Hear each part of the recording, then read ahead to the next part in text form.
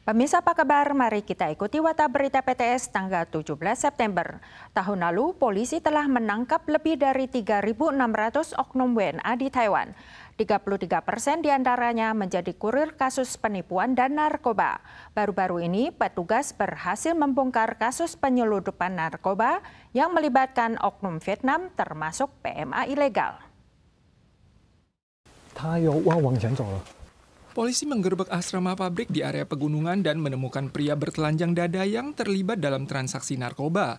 Dari petunjuk yang diberikan, polisi berhasil menangkap komplotannya. Kedua oknum yang dibekuk adalah PMA Vietnam, namun yang memiliki izin menetap cuma satu, sedangkan yang lainnya berstatus kaburan. Keduanya terlibat sebagai kurir narkoba lintas negara. 先拘提第一层收货人吴姓移工，并向上溯源第二层收货人吴姓失联移工并背负3条通缉。 Polisi menyita narkoba yang disembunyikan di dalam kotak biskuit. Komplotan Vietnam ini membentuk sindikat pengedar narkoba dan menyelundupkan ganja seberat 2 kg dari Thailand ke Taiwan lewat paket kilat internasional. Namun tersangka bagian hulu sudah tidak berada di Taiwan. Petugas baru-baru ini membongkar kasus pengedaran narkoba di area perbatasan di mana narkoba disisipkan dalam biskuit. Yang bertanggung jawab menerima barang di Taiwan juga warga Vietnam. Namun polisi tidak menutup kemungkinan keterlibatan warga Taiwan yang menjadi dalang di balik semua ini. 他们可能自己会觉得说，反正我是失联移工，了不起，我就是回到我的原来的母国去。 Di antara kasus kejahatan WNA di Taiwan, penipuan dan narkoba berada di posisi kedua dan ketiga dengan total 1.300 kasus tahun lalu, mencakup sepertiga dari keseluruhan kasus. Pakar menganalisis, sindikat kriminal domestik juga kekurangan pekerja, sehingga mengincar PMA kaburan untuk dieksploitasi. Seorang pria berusia 24 tahun membunuh mertua, istri, dan anak tirinya di distrik Sanchong pada bulan Mei tahun lalu. Ia kemudian melarikan diri ke Taichung.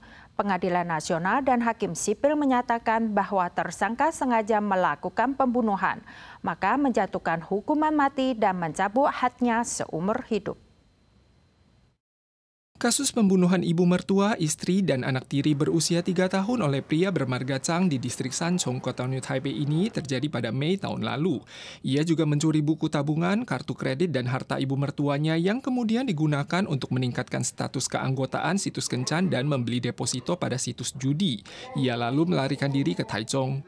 选出6名国民法官、4名备位国民法官，与本院合议庭3名 法官共同审理，宣判结论如下：应执行死刑，褫夺公权终身。 Karena tak dapat dihubungi, pihak keluarga melapor polisi dan menemukan ketiga korban telah tewas di atas ranjang selama beberapa hari. Pengadilan Nasional dan Hakim Sipil menyatakan bahwa pria bermarga Chang telah melakukan pembunuhan lalu melarikan diri dan sengaja membunuh anak kecil dengan motif brutal. Ia dijatuhi hukuman mati dan pencabutan hak sipil seumur hidup atas kejahatan pembunuhan dan pembunuhan berencana terhadap anak kecil. Hakim menyampaikan selama proses evaluasi psikologis, pelaku mengatakan tetap akan membunuh ibu mertuanya tanpa menunjukkan penyesalan sama sekali, yang menunjukkan bahwa ia berpotensi melakukan kekerasan lagi. Kasus ini masih dapat diajukan banding. MOL menyatakan akibat dampak tarif AS ada 333 perusahaan yang memberlakukan penyesuaian jam kerja. Salah satunya adalah pabrik logam di kota New Taipei ini. Sekarang karyawan hanya bekerja dari hari Senin hingga Jumat. Sabtu ditetapkan sebagai cuti tanpa gaji.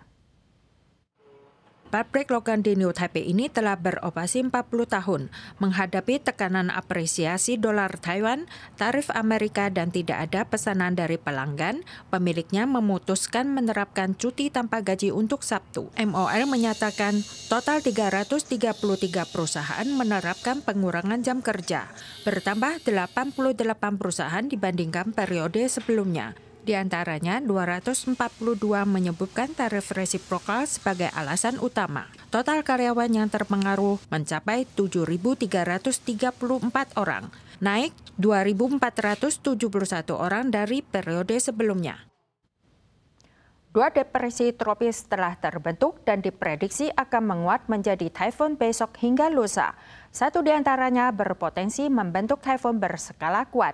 Meskipun tidak langsung menghantam Taiwan, lingkaran luar badai tetap akan berdampak pada wilayah timur dan semenanjung Hengchun. Cuaca menjelang musim gugur masih terasa panas, namun akan berubah seiring mendekatnya depresi tropis. Mulai besok dan lusa, depresi tropis TD20 di atas Filipina diperkirakan akan menguat menjadi taifun saat bergerak menuju Selat Pasir dan Laut Tiongkok Selatan. Kemudian akan mendarat di Guangdong, Tiongkok. 整体上会有短暂阵雨或雷雨，尤其是在东南部恒春半岛这一带比较容易会有大雨或是局部豪雨发生。 Depresi tropis lainnya TD21 juga terbentuk pada hari Rabu dan berpotensi menguat menjadi taifun. Pakar memprediksi wilayah timur dan selatan akan mengalami dampak awal bila taifun menerjang Taiwan. Kalaupun tidak menerpa Taiwan secara langsung, sirkulasi periferal taifun tetap akan berdampak terhadap kawasan timur dan semenanjung Hengchun. Taifun diperkirakan berada di jarak terdekat dengan Taiwan pada hari Selasa dan Rabu minggu depan. 它的环流非常的大，目前在预报看起来，它的暴风圈拉得非常的广。 CWA memprediksi depresi tropis TD20 dan TD21 bersama-sama berpotensi menguat menjadi taifun pada hari Kamis.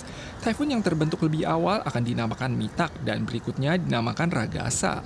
Dampak terhadap Taiwan akan ditentukan oleh jarak antar kedua taifun tersebut. Aksi militer Israel di kota Gaza semakin meningkat. Selain mengerahkan pasukan darat dan tank ke sejumlah wilayah, Israel juga membombardir pusat kota Gaza sejak tanggal 15 dan menghancurkan lebih dari 30 bangunan setempat. Sesaat setelah ledakan, gedung tertinggi berlantai 16 di kota Gaza ini hancur setelah dihantam rudal Israel. Yang tersisa hanya puing dan debu bertebaran. Dalam 2 hari terakhir, diperkirakan lebih dari 30 bangunan di Gaza telah menjadi sasaran serangan. Israel telah berulang kali memperingatkan akan menguasai kota Gaza. Namun hanya sekitar 320.000 warga dari kota Gaza dengan penduduk sekitar 1 juta jiwa yang mengungsi dalam sebulan terakhir. Saat terjadi ledakan, Menteri Luar Negeri Amerika sedang berada di Yerusalem yang menyampaikan dukungan Donald Trump kepada Israel dalam upaya memusnahkan Hamas.